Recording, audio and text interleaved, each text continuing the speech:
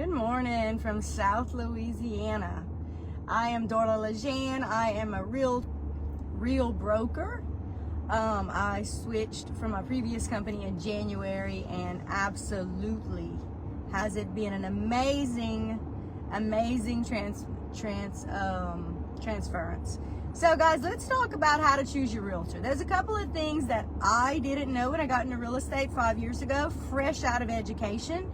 I would say that I was an expert in everything Louisiana education, but when I jumped into real estate feet first, I knew nothing.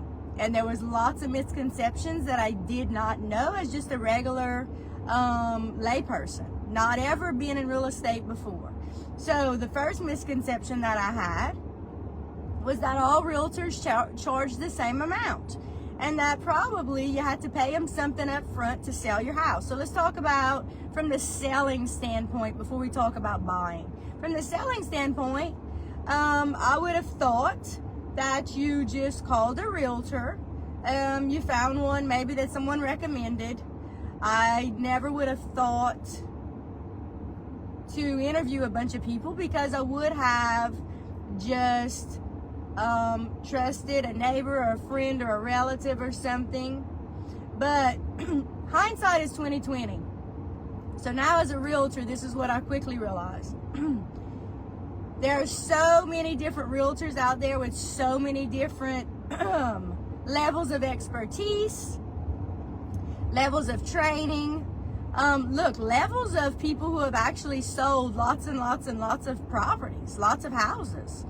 And so when you are thinking about hiring your realtor, these are the things you need to think about. Now, I'm just going to tell you right up front right here. If you're anywhere in Louisiana, I can list your house anywhere in Louisiana, anywhere. So if you cannot find a realtor, let's say you live in Shreveport, you live in Monroe, you live in Houma, you live in New Orleans, I don't care where you live. I can list a house anywhere in Louisiana. I am certified to licensed to sell anywhere in Louisiana. But for whatever reason, if you're out of state, if you're too far, if you just feel like you really want someone local, these are the things you need to think about as the seller. Number one, you need to have your goals in mind. Do you want to sell your house really quickly? Or is your goal to make as much money as humanly possible? What is the reason? And make sure you have a place to go. Because when you choose a realtor who is dynamic and who you know is going to get you the most amount of money possible in the shortest amount of time possible, you need a plan of where you're going, right? And for some people, that might be living with relatives temporarily. It may be renting temporarily. It may be that you're living in a camper temporarily. It may be that you're waiting to build so you're living somewhere else. There's so many different reasons people sell. But have a plan. Have some kind of plan. Or you could just be one of those sellers who is so flexible. You say, listen, get my house sold and I'm going to figure out where I'm going. And I've actually sold plenty houses of people, especially people who are freshly divorced or going through a divorce or a separation, who need a sale, and really just have to sell but have no idea where they're going. That's super common. So if that's your situation, don't feel like you're an anomaly. I promise you that's very common. All right, so let's talk about what to look for and how to choose a realtor. Number one, know that we're all different. We all have different training. We all have different backgrounds. We also sell a different number of houses per month, per year. You want to interview a couple of realtors, unless you choose me. Listen, if you choose me, I guarantee you I'm going to go up against anyone, and I'm going to outsell them every minute of the day. And I guarantee you, if you choose me, you're going to make the most amount of money possible in the shortest amount of time possible if you follow my lead. All right? So if you're choosing me, you don't need to choose anyone else. You don't need to interview a bunch. But if you're not choosing me, interview a few realtors and ask them hard questions. Ask them those hard questions. All those questions that you don't understand, all those things that you want to know. And listen, they should never make you feel stupid. They should never make you feel like, why are you asking all these questions? They should make you feel comfortable asking question after question after question. Because listen, The fact of the matter is, when you're buying or selling real estate, you can lose or gain lots and lots and lots of money if you put your prized possession, which is normally your home, in the wrong hands. You can lose lots of money. I'll tell you, I got into real estate 5 years ago, and now I've closed around probably 350 transactions. One home that I listed, which was actually a single wide trailer on a couple of acres of land, didn't appraise. It came short a couple of $1,000s, and I told the sellers that when we listed it. I said, listen, I feel like this is high. I feel like it's probably not going to appraise, but listen, I'll give it all I've got. We'll make it look amazing in pictures. I'll market the hell out of it. And that one came in a little bit short, but out of all of the listings, nothing has come short. So I price houses at fair market value. Lots of times people feel like they're overpriced. I get the prices time after time after time after time. So if you're looking for a realtor that's going to get you top dollar, I'm your girl. That's for sure. I am the person you need. But thinking about if I'm not in your area and you're looking to hire a realtor as a seller, ask all your questions. Ask, number one, how many transactions have you closed in the last month, in the last 6 months, in the last year, in the last 2 years? How many transactions have you closed? I don't care how many listings a realtor has, because if they're not going under contract, they're not closing, then they're insignificant. They're just sitting there. So the question as you're interviewing realtors is, how many transactions have you closed in the last couple of weeks, in the last couple of months, in the last year? And listen, I actually had a realtor that contacted me probably about a year ago and wanted me to move under them as a chain of command in another company, wanted to be my mentor, knew that anything I closed, they would get a commission off of it. And the first question I said to her was, how many transactions did you close last year? And she says, I don't know. How many did you close the year before that? I'm not sure. Listen, when I get back to my office, I can look up those numbers. Listen, we all know. We know how many transactions we've closed.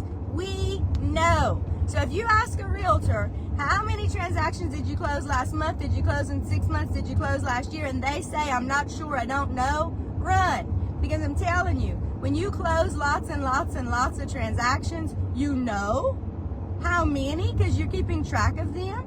And if you don't close any, you surely know. Or if you're closing a few, you absolutely know. So if they say, I'm not sure, run and find you somebody else. Because guess what? If you're hiring a professional to do a professional job for you, they should know how many transactions they have closed. They should have an idea about how many. So last month, for example, I think I closed 7. I currently have about 12 pending right now, 12 or 13 pending. Lots of transactions closing, which means I know how to sell houses. You don't want a realtor who is practicing on you. Listen, we all needed a chance at the very beginning, right? We all needed a chance. But if you're hiring somebody that's brand new, make sure that they have a partner or they're co-listing it with someone who has closed lots and lots and lots of transactions. If it's a brand new agent who hasn't closed anything, they should have someone helping them. I had lots and lots and lots of help.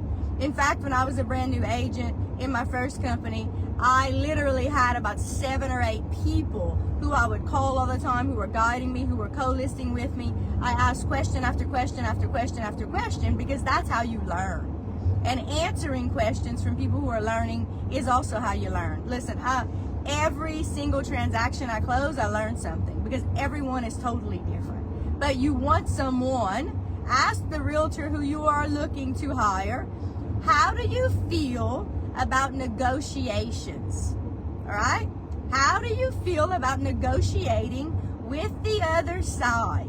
Because I promise you, probably at least 50% of the transactions that close, there is going to be another agent on the other side. So if you hire a person to sell your house, there's probably going to be a different agent that's going to bring the buyer, which means that realtor has to be amazing at negotiations. And I'll tell you right now, if they go in and they say my commission is this, and you try to negotiate the commission down, and they agree to negotiate it down, do you think that that realtor is a great negotiator?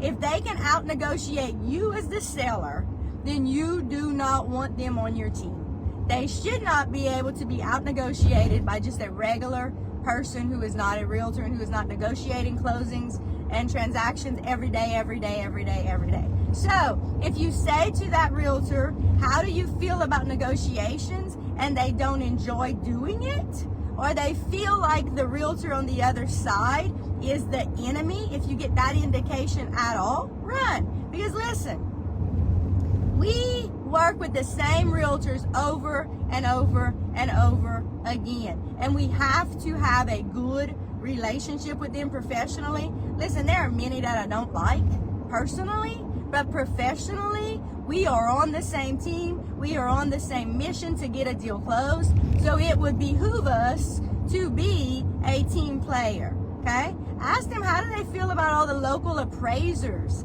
in their area? Having the local appraisers in your area on the team of your realtor, and you know that they trust them as professionals, they deal with them on a regular basis, they like working with them, that's a huge question. So if you say to your realtor, what kind of relationship do you have with the appraisers in your area, and they say something negative at all about them, run. You want someone who is known, liked, and trusted in their community, and who gets along with other realtors, with other appraisers, who gets along with other inspectors. Ask them, how many different appraisers do you have on your team? Listen, I have probably about 5 to 10 different inspectors that I could call on any given day. Some are experts in plumbing, some are experts in electrical, some were former roofers, some were former flippers. There are so many different levels of expertise with inspectors, but your realtor should have an amazing relationship with local inspectors, with local people that they can just call up and go, look, I have this issue, what do you think about it, right? So you want a realtor on your team who is a team player with everybody in the community. So do you know that that realtor in your community is known, liked, and trusted? Do they give back to the community a whole lot? Ask those hard questions, because listen, listing your home is potentially something that can save you or lose you lots and lots and lots of money, right? Another thing, before you sign anything with a realtor binding you to them, make sure you know what you're signing. So if you plan on interviewing 2 or 3 or 4 realtors, don't sign anything with the first one. Interview your people, ask your hard questions, choose who you feel like. Listen, we all have intuition. I have a very strong intuition, and it takes me probably 5 to 10 minutes to get a gauge on a person. You have an intuition too. So when you're meeting with somebody and you just have an amazing feeling about them, and let's just say you were planning to interview 3 or 4 people, but you have an amazing feeling with that first one and you just feel like they're going to be the right one, I would say still interview a couple of other ones. And if you go back to that first one, good. But at least you know you did your due diligence and you did what you needed to do. Now, if you interview the first one and they're just giving you the heebie-jeebies and you feel like they don't know what the hell they're talking about, listen, cut it short, be done with that. Your time is precious, just like mine is. I don't want anyone's wasting my time. I don't want to waste anybody else's time. So 5 minutes into that interview, if you feel like this person is not the right fit, then just say, listen, thank you for your time. We're good. You can go. And go on to the next person, all right? You are in control. You are absolutely in control. So when I meet with sellers, one of the things that I'm going to say to them is, listen, I'm going to give you lots and lots and lots of recommendations of what you can do to make sure you get top dollar for your home in the shortest amount of time possible, but they're not ever going to be mandates. It is a recommendation for what I know from selling home after home after home, what sells homes quickly, all right? So there are always going to be recommendations. And listen, they're never going to be major things at all. They're always minor, like cleaning up, decluttering, brightening your house, those kinds of things. So when you're choosing a realtor, a couple of things to keep in mind. Remember this. You have the right to choose anyone you want to. You have the right to fire anyone you want to, but be careful about what you are signing. You don't want to bind yourself to anyone. Again, there's a lot of things coming down with the new NOR real estate, the NOR lawsuit, which makes things a little bit different sometimes. You don't want to sign something that says if you cancel, you owe this amount of money. Listen, because that's a legal document. So know what you're signing before you sign it. Now, if you sign something that binds you to another realtor for, let's say, 6 months, and you don't have to pay any kind of fee if you cancel early, listen, that's okay, all right? But just be careful where money is tied to something. Read your paperwork carefully before you sign it, and if you don't feel comfortable signing something, don't sign it. Feel comfortable in what you're doing, because I'm telling you right now, realtors are a dime a dozen, okay? There are at least, just in the Acadiana area, 1,800 realtors. Just in Acadiana. That's not Vermilion. That's not Lake Charles. That's not, actually that is Vermilion. Vermilion's part of Acadiana, believe it or not. Vermilion, but when you're going down to like Houma, that's a different network. Alexandria is a different network. Lake Charles is a different network. Baton Rouge is a different network. So Acadiana, 1,800 realtors. Now, some quit, some go. Some quit, some go. But on average, 1,800 just in Acadiana. So you have so many people to choose from, all right? So make sure you choose them wisely. As a buyer, you get the right to choose any realtor you want to use. So before I got into real estate, this is what I thought. I want to go see a house. I call the sign on the in front of the house. That's not what you do. That is absolutely not what you do. That's exactly the wrong thing to do.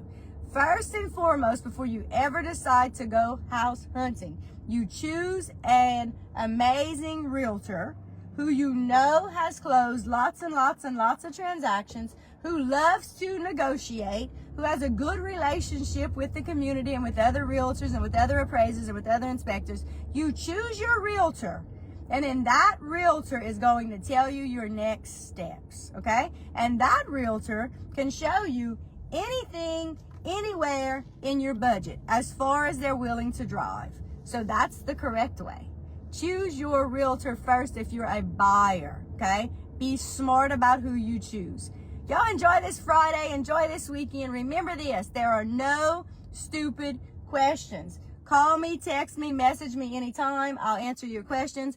I was a former educator prior to real estate, which means I love educating people. That's one reason I do these videos, because I just think there's so many misconceptions out there that people don't know. I love education and educating. So, y'all have a great day.